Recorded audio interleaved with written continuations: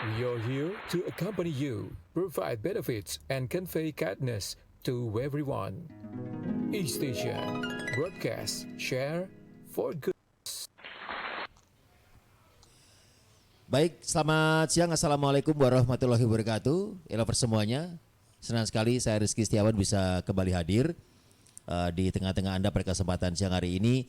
Dan seperti yang sudah saya infokan beberapa waktu yang lalu, bahwa pada hari ini, hari Rabu ya, kita akan membahas ya tentang rekrutmen Hakim Agung.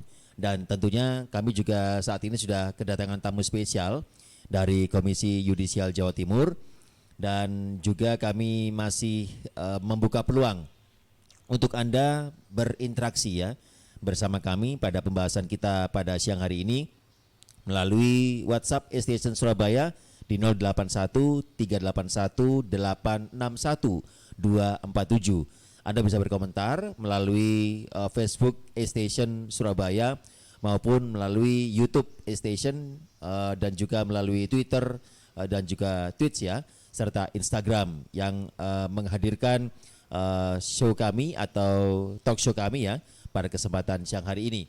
Dan langsung saja pada siang hari ini saya sudah bersama dengan Pak Ali Sagdudin ya dari penghubung Komisi Yudisial Jawa Timur. Selamat siang Pak Ali. Siang Mas Rizky. Baik, Pak Ali, ini kita langsung saja ke pembahasan kita pada siang hari ini. Untuk rekrutmen Hakim Agung, sejauh ini bagaimana dan sudah masuk pada tahapan apa Pak Ali? Ya, jadi saat ini kebetulan di Komisi Yudisial itu kan memang sedang berjalan rekrutmen Hakim Agung. Jadi rekrutmen Hakim Agung itu sebenarnya memenuhi kebutuhan Hakim Agung yang ada di Mahkamah Agung. Iya. Jadi rekrutmen Hakim Agung itu dilakukan atas permintaan Mahkamah Agung. Nah, kebetulan pada tahun ini ada 13 Hakim Agung permintaan dari Mahkamah Agung yang kemudian dilakukan rekrutmen oleh Hakim Agung. Nah, rekrutmen ini sebenarnya sudah berjalan. Jadi sebelumnya sudah dilakukan pengumuman terkait dengan dibukanya pendaftaran kira-kira dari Hakim Agung di bulan Maret kemarin sampai di tanggal 26 Maret. Nah, kemudian ada sekitar 149 calon Hakim Agung yang mendaftar. Nah, dari 149 calon Hakim Agung yang mendaftar itu ada 116 yang dinyatakan lolos administrasi. Jadi dari 116 itu terbagi ada yang nanti yang daftar di Kamar Hukum, Kamar Pidana, Kamar Perdata, Kamar Tata Usaha Negara dan Kamar Militer. Nah, karena kebetulan 4 kamar itu yang sekarang ada permintaan dari Hakim Agung ya. Nah. Baik, dari 149 itu total dari seluruh Indonesia ya Pak Ali ya? Iya, dari seluruh Indonesia. Baik, untuk Jawa Timur sendiri berapa besar kontribusinya? Kalau saya jumlah cukup banyak ya Jawa Timur. Saya baca di datanya itu ada dari dosen UNER, ada dari dosen Brawijaya, bahkan ada dari kampus Madura ya, yang dari calon non karir, karir yang mendaftar Hakim Agung. Ada juga yang dari Hakim Tinggi, Hakim Tinggi PT Surabaya, terus kemudian dari PT Surabaya ya, Pengadilan Tinggi Surabaya yang paling banyak, karena memang kebutuhan yang paling banyak itu adalah kebutuhan di Kamar Pidana. Kamar Pidana itu ada 8 formasi Hakim Agung yang dibutuhkan. Baik. Sedangkan kalau di Kamar Perdata itu kan ada 2, terus Kamar Militer itu ada 1, di Kamar Tun ada 2 juga. Baik. Tapi khusus pajak ya. Tadi disebutkan Pak Ali ada yang melalui jalur non karir ya Pak. Itu persyaratannya apa saja sih Pak? Iya, jadi saya jelaskan dulu ya, bahwa memang Hakim Agung itu kan rekrutmennya ada ada karir, ada non karir. Yang karir itu artinya hakim yang atau orang yang sebelumnya sudah berkarir sebagai hakim. Ya, berprofesi ya, baik. Kalau hakim non karir itu orang yang berkecimpung di dunia hukum, baik itu profesi maupun kemudian akademisi, tapi dia tidak berkarir sebagai hakim. Jadi karena memang syaratnya adalah orang yang berpendidikan hukum. Nah, kalau syarat untuk hakim karir, maka dia minimal pengalaman hakimnya itu 20 tahun, termasuk sebagai hakim tinggi, dan pendidikannya minimal magister S2 hukum, S1 hukum, S2 juga hukum. dan berumur minimal 45 tahun. Selain persyaratan lain ya, misalkan warga negara Indonesia, sehat rohani dan jasmani dan sebagainya. Nah, kalau untuk hakim non karir itu sama 45 tahun, pengalaman di bidang hukumnya 20 tahun sama, tapi perbedaannya adalah syarat pendidikannya minimal doktor. Jadi minimal doktor di hakim non karir dan semua linear hukum. Jadi 1 hukum, 2 hukum, S3 juga hukum. Itu secara persyaratan. Selain persyaratan-persyaratan lain ya yang memang biasa, jadi misalkan tidak pernah dipidana, terus kemudian tidak pernah dikenai sanksi etik di lembaganya. Kalau hakim misalkan tidak pernah dikenai pelanggaran kode etik dan pedoman perilaku hakim dan lain sebagainya. Tapi persyaratan-persyaratan yang mungkin agak spesifik bagi hakim agung itu tadi. Jadi persyaratan minimal 20 tahun pengalamannya, terus kemudian umurnya 45 tahun dan kemudian pendidikannya kalau untuk hakim non karir, calon non karir itu adalah doktoral yang linear di bidang hukum, dan kemudian kalau hakim karir magister yang linear juga di bidang hukum itu. Baik.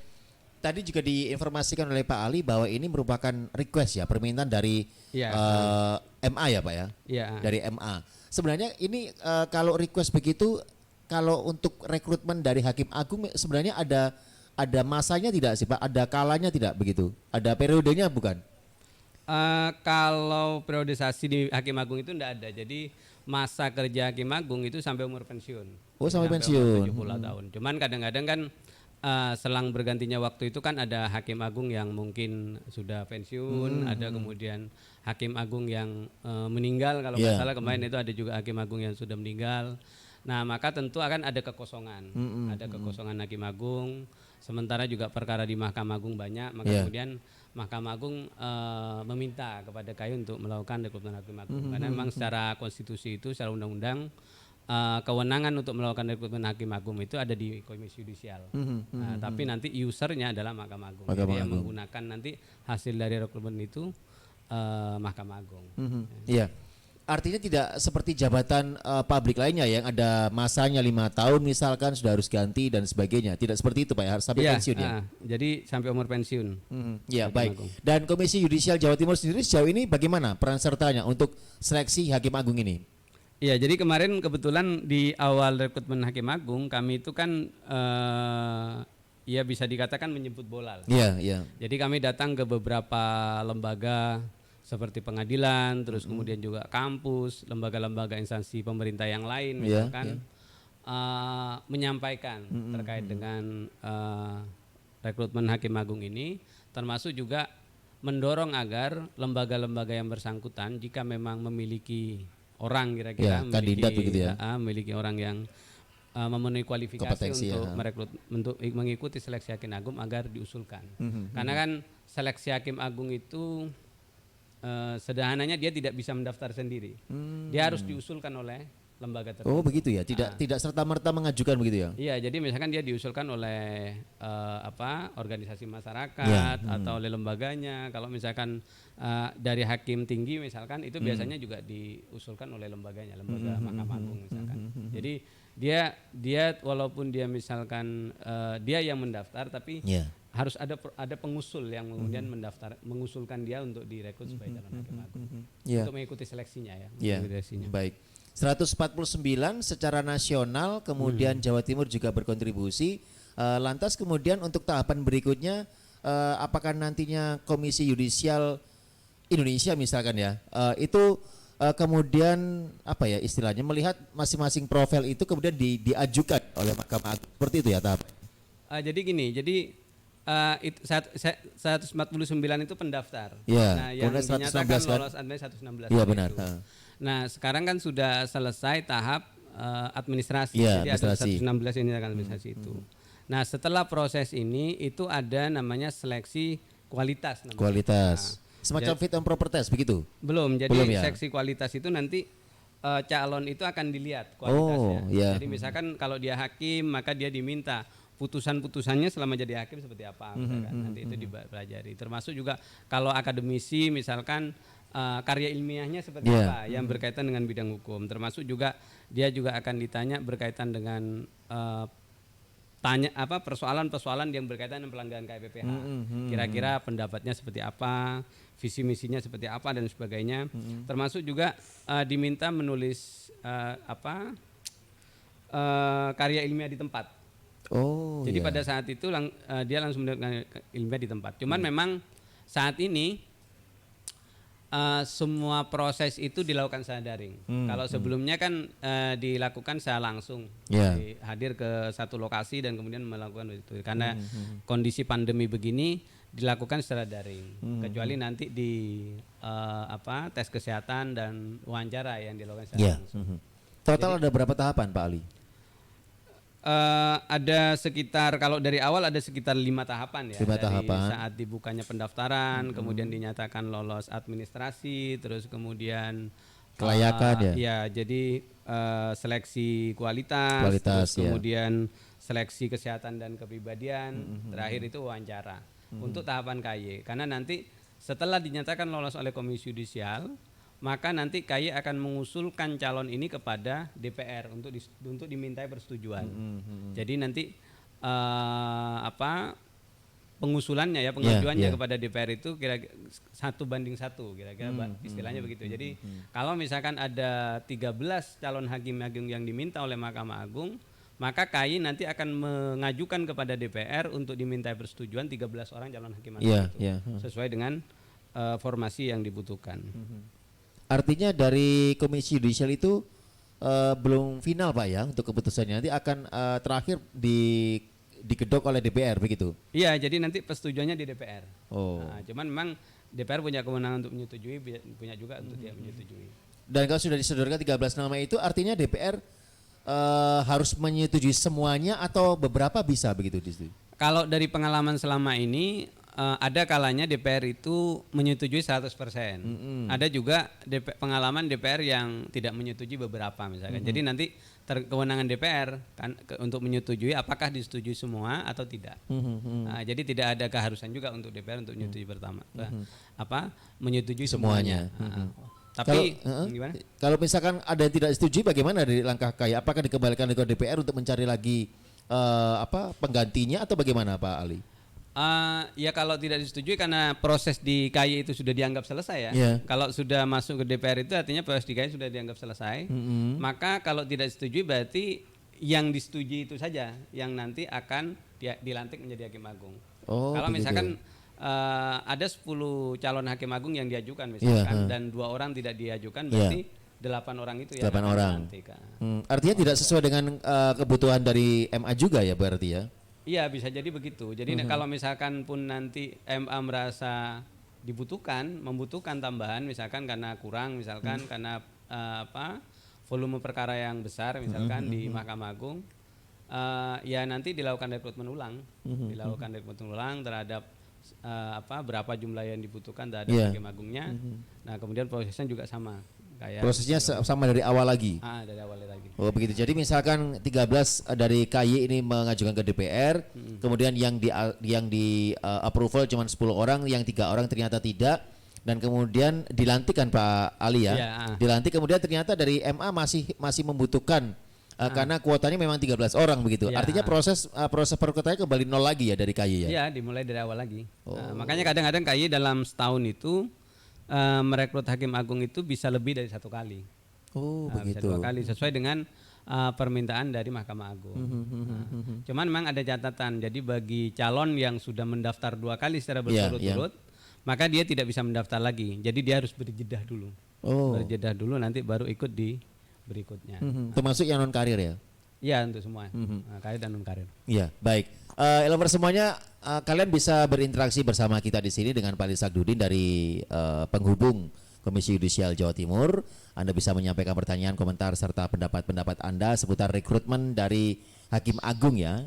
Pada kesempatan siang hari ini Anda bisa menyampaikannya melalui media sosial kami di Facebook A Station Surabaya maupun melalui YouTube Station Surabaya dan juga melalui Instagram, Twitter dan juga Twitch. Serta Anda bisa menyampaikan komentar-komentar Anda dan pertanyaan-pertanyaan Anda melalui WhatsApp Station Surabaya di 081361861247. Dan kita break dulu sebentar untuk menyimak beberapa pariwara. Namun setelah itu saya akan lanjutkan perbincangan saya bersama Pak Ali Sagdudin. Untuk itu jangan kemana-mana, tetaplah bersama kami. We are here to accompany you, provide benefits, and convey kindness to everyone. E-Station, broadcast, share, for goodness.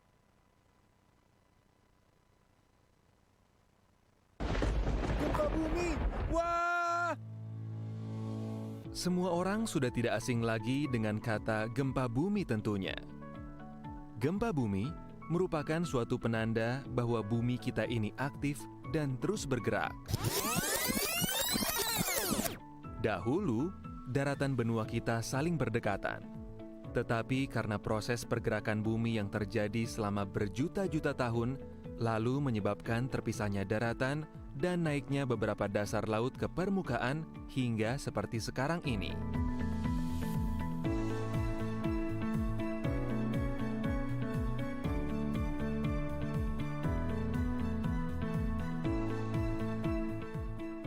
Indonesia merupakan negara yang terdiri dari banyak kepulauan dan menjadi titik pertemuan 3 lempeng besar bumi, sehingga menyebabkan sering terjadinya gempa bumi.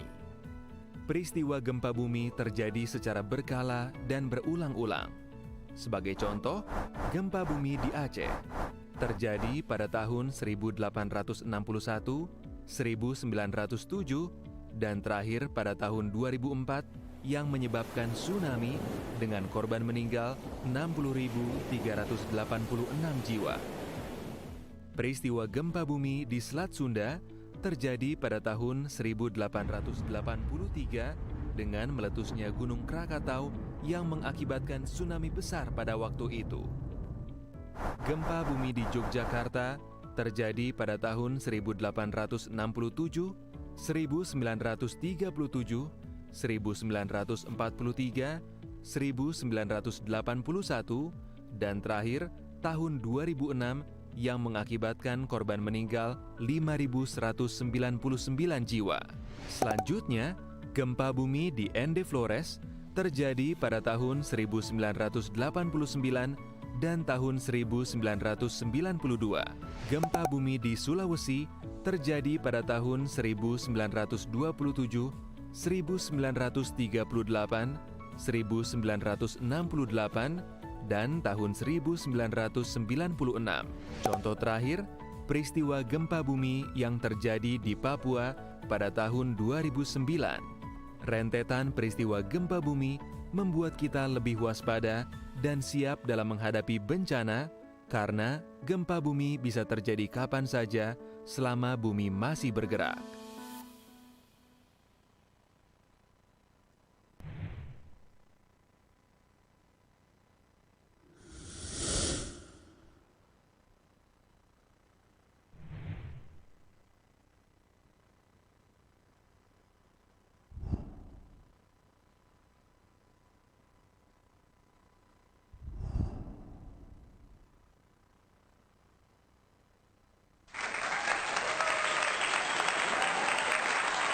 E-Station, broadcast, share, for goodness. Ya, baik, kembali lagi lovers semuanya bersama saya Rizky Setiawan dan juga dengan tamu spesial saya Pak Ali Sagdudin dari penghubung Komisi Yudisial Jawa Timur. Dan pada siang hari ini kami masih membahas mengenai rekrutmen dari Hakim Agung ya pada siang hari ini. Dan kami masih membuka peluang untuk Anda untuk beberapa menit ke depan ya berinteraksi bersama kita di sini masih melalui WhatsApp Station Surabaya di 081381861247. Dan pertanyaan-pertanyaan Anda nanti langsung akan ditanggapi oleh Pak Ali seputar rekrutmen Hakim Agung. Dan Pak Ali, kita tadi sempat berbincang masalah kebutuhan dari Mahkamah Agung begitu.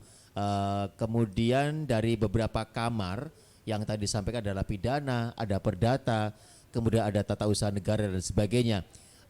Kalau melihat bagian-bagiannya memang yang 4 kamar ini yang seringkali atau lebih dari itu sebenarnya Pak, kebutuhan dari MA. Mungkin ada kamar-kamar yang lain yang memang butuh hakim agung. Sebenarnya kan di Mahkamah Agung itu ada 5 kamar. Iya. sebenarnya. Jadi ini kan 4 kamar ditambah lagi 1 kamar agama. Oh, Jadi masih ada pengadilan kamar agama kan. Nah, cuman untuk saat ini memang yang diminta oleh Mahkamah Agung untuk dilakukan rekrutmen itu ada 4 kamar. 4 kamar tersebut ya. Jadi Dan yang paling banyak komposisinya dari pidana ya Pak ya? iya, pidana. Jadi permintaan pidananya dari kamar pidana itu ada 8 hakim agung. 8 hakim agung, itu total keseluruhan di kamar pidana itu. Oh enggak, jadi kalau tidak salah di Kamar pidananya? di Mahkamah Agung itu hakim agung itu ada 60 hakim agung. Oh 60 ya. Jadi ada 60 hakim agung kalau nggak salah. Dan saya membaca di website Mahkamah Agung itu ada 39 hakim agung saat ini yang aktif. Kalau saya baca datanya di websitenya Mahkamah Agung itu. Jadi kalau misalkan 60 orang dan terisi 39 orang itu mestinya mungkin kurang 21 hakim agung ya 21. Nah, cuman mungkin Mahkamah Agung meminta 13 orang, Mahkamah Agung juga mengukur dari volume pekerjaan.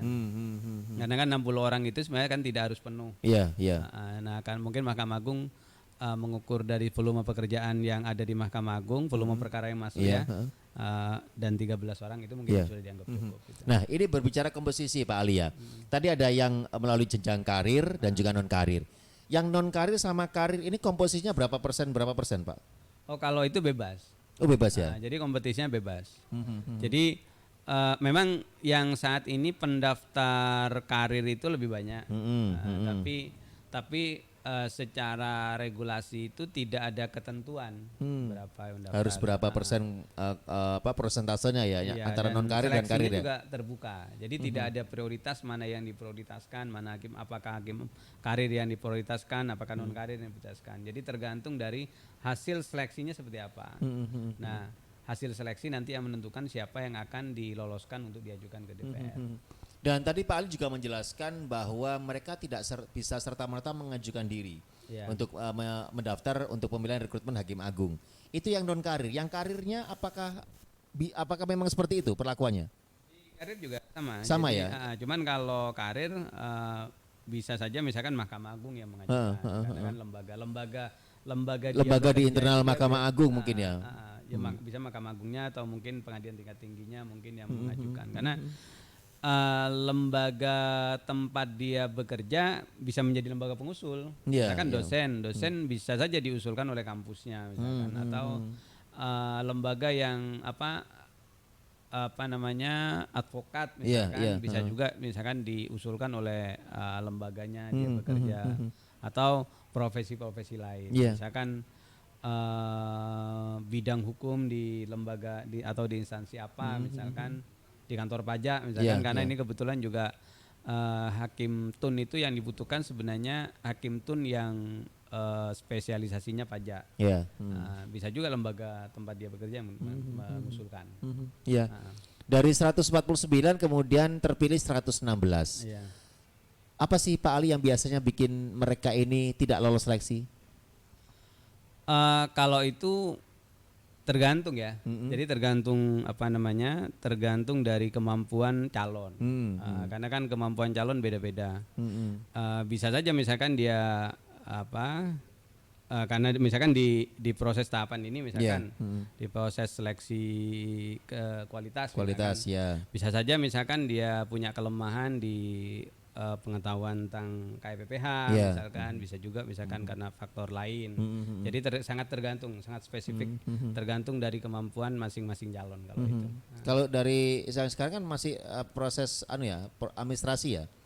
Iya, jadi proses seleksi kualitas itu dimulai nanti tanggal 14 sampai tanggal 16. 14 hingga tanggal 16 April. Iya.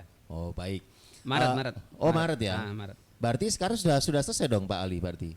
Untuk seleksi administrasi sudah. Sudah ya. Iya, jadi tinggal menunggu untuk proses yang apa ini? Mau masuk ke seleksi kualitas. Kualitas ya. Tanggal berapa rencananya akan dilakukan? 14 sampai 16. April berarti. Maret. Oh, Maret kemarin. Iya. Oh, April ini ya. April ya. Ini kan Maret kemarin ya. April ini berarti.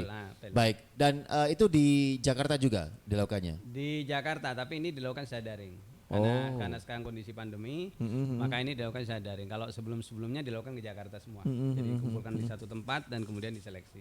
Dilakukan prosesnya di situ. Gitu. Iya. Pak, kalau dari karir ini kan ada yang mungkin hakim-hakim senior Pak ya, yang sudah masa kerjanya di atas 20 tahun. Kemudian ketika ada rekrutmen hakim agung ini, kalau dilihat dari golongan jabatannya kayak ada eselon 1, eselon 2 begitu kan, itu harusnya mereka sudah bisa naik ya kan untuk mengajukan ke rekrutmen hakim agung begitu. Apakah itu harus menunggu usulan dari internalnya mereka, atau mereka berhak mengajukan karena merasa dia sudah pada level yang harusnya dia naik ke hakim agung? Ya memang harus ada pengusul, harus ada pengusul. Jadi dia pengusul itu syarat ya. Tapi sebenarnya kan Komisi Yudisial itu tidak melihat dari kalau hakim itu kan hakim karya itu kan ada golongan. Iya benar ya. Golongan. Tapi Komisi Yudisial itu tidak melihat dari golongannya, tapi dia melihat dari masa kerja dia menjadi hakim dan kemudian apakah dia sudah hakim tinggi. Nah, jadi hakim tinggi itu menjadi syarat yang include dari pengalaman 20 tahun itu tadi. Nah, tapi pada prinsipnya memang harus ada pengusul. Tanpa itu tidak bisa ya? Iya, karena kan posisi jabatan hakim agung ini kan begini. Hakim agung itu kan nanti akan menjadi pemutus terakhir dari perkara yang terjadi dari tingkat pertama kan. Jadi integritas, kualitas dan lain sebagainya itu menjadi sesuatu yang sangat diperhatikan, betul-betul diperhatikan, terutama di sisi integritas, termasuk kepribadian seleksi kepribadian juga. Nah, karena ini menjadi pemutus terakhir, karena putusannya setelah kasasi kan ingkrah, bisa dieksekusi begitu kan, maka tentu dibutuhkan orang berkualitas dan pengusul itu sebenarnya menjadi justifikasi, justifikasi bahwa calon ini memang memiliki kualifikasi dari sisi integritas, dari sisi kualitas dan kepribadian untuk menjadi seorang calon hakim agung. Makanya kenapa pengusulan itu menjadi sangat penting, satu persyaratan yang penting. Baik, Pak Ali, kalau kita melihat ini fenomena yang ada di masyarakat Pak ya terhadap penegakan hukum di Indonesia. Ini kan seringkali masyarakat ada yang skeptis begitu ya, ada yang pesimis begitu karena merasa bahwa hukum di Indonesia ini hanya runcing ke bawah, tidak runcing ke atas begitu. Nah, Pak Ali sendiri sebagai Komisi Yudisial saat ini sedang merekrut seorang hakim agung atau beberapa hakim agung. Profil-profil dari hakim agung ini sebenarnya ada kesulitan sih Pak, mereka nanti akan adil menjalankan tugasnya begitu. Apakah Pak Ali dan timnya begitu ada semacam menentukan sosok hakim-hakim agung ini nantinya bisa fair menegakkan hukum? Apakah ada kesulitan sejauh ini Pak? Penganalisanya begitu loh Pak. Jadi seleksi hakim agung yang dilakukan oleh KAI kan sebenarnya sangat detail dan hati-hati sebenarnya. Jadi seorang calon hakim agung itu sebenarnya tidak hanya diperiksa di atas meja. Dalam artian dia misalkan hanya diwawancara atau dia misalkan hanya sebatas ditanya kemampuannya. Tapi salah satu seleksi yang juga dilakukan oleh tahapan yang dilakukan itu penelusuran rekam jejak. Jadi calon hakim agung itu akan kebuka sebenarnya latar belakangnya seperti apa. Karena ada tim yang turun ke lapangan ya. Untuk menelusuri calon ini seperti apa sih sebenarnya track recordnya. Dia akan diinvestigasi bisa jadi di keluarganya, di tetangganya dan kemudian di tempat kerjanya dan sebagainya. Jadi kalau misalkan memang selama proses berkarir dia dalam tanda petik punya cacat ya secara integritas, kepribadian dan juga kualitas, itu tentu tidak akan bisa lolos di Komisi Yudisial. Makanya karena memang proses seleksi yang dilakukan oleh Komisi Yudisial itu begitu ketat dan cermat, tidak ada diintervensi Pak ya? Tidak bisa diintervensi gitu, karena itu KAI secara mandiri mengerjakan, melakukan seleksi tadi itu. Maka saya optimis bahwa calon-calon hakim agung itu yang terpilih ya, yang lolos dari Komisi Yudisial itu memang orang-orang yang layak terpilih. Itu pertama. Yang kedua, KY di dalam menentukan calon yang lolos itu, Iya. itu tidak mengejar target misalkan 13 yang dibutuhkan harus 13 yang Iya, terpenuhi iya. gitu. Kalau misalkan dalam proses seleksi yang dilakukan oleh Hanya KY ketemu misalkan 8 orang begitu ternyata ya. hanya 8 orang yang Iya. dianggap layak ya, Iya. memenuhi syarat-syarat Berarti itu itu tadi. disodorkan ke DPR. Ya 8 itu, yang selebihnya tidak walaupun misalkan bisa saja misalkan kejar target 13 diisi semua Iya, gitu. iya. Tapi KY tidak begitu. KY betul-betul memastikan bahwa calon yang diusulkan kepada DPR itu memang calon yang memenuhi kualifikasi. Iya. Baik secara integritas, secara kualitas dan secara kepribadian tadi. Makanya kalau kemudian ditanya apakah optimis? Ya kami di Komisi Yudisial optimis bahwa calon yang diajukan itu memang calon-calon yang bisa memberikan rasa keadilan ya kepada masyarakat. Iya. Nah, ini tadi kan disampaikan bahwa itu harus ada mengusulkan ya Pak Ali. Baik dari lembaga hukum atau lembaga yang lainnya, kemudian dari internal Mahkamah Agung sendiri. Nah, pernah tidak Pak Ali menemukan suatu kasus itu titipan? Nah, ini Pak. Titipan misalkan saya menitipkan nama begitu ke Pak Ali. Kemudian ternyata pada prosesnya mungkin ada yang secara administrasi atau persyaratan tidak bisa dia untuk lolos, tapi tetap dipaksakan karena ada kepentingan di sana Pak Ali. Apakah itu pernah terjadi di Komisi Yudisial? Sepanjang yang saya tahu selama ini tidak pernah terjadi ya, tidak pernah terjadi. Dan seleksi yang dilakukan oleh Komisi Yudisial itu kan sebenarnya walaupun itu mandiri dia melibatkan pihak lain. Misalkan ketika wawancara itu ada tokoh-tokoh negara, tokoh-tokoh negarawan ya, tokoh-tokoh bangsa lah kira-kira yang dilibatkan. Misalkan KY itu pernah melibatkan Romo Van Magnus Suseno misalkan, atau kemudian intelektual Azmadi Azra dan lain sebagainya, termasuk misalkan Sapi Ma'arif, tokoh-tokoh bangsa kita yang memang secara kualifikasi integritas, kualitas itu kan yang memang diakui ya selama ini. Termasuk di dalam tahapan-tahapan sebelumnya juga melibatkan pihak lain, misalkan melibatkan pihak akademisi dan sebagainya. Jadi rasanya kalau kemudian misalkan ada calon-calon yang dipaksakan kok kayaknya agak susah ya bisa lewat itu. Karena prosesnya begitu ketat dan melibatkan pihak luar juga. Pihak luar itu kan selain dia menjamin kualitas tapi juga kan kontrol sebenarnya kan terhadap proses yang dilakukan oleh Komisi Yudisial itu tadi. Iya.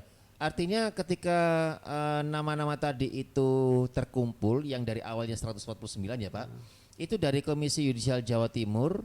Bagaimana? Ini nama yang dari Jawa Timur kemudian disaring di Jawa Timur kemudian diserahkan ke pusat, begitu?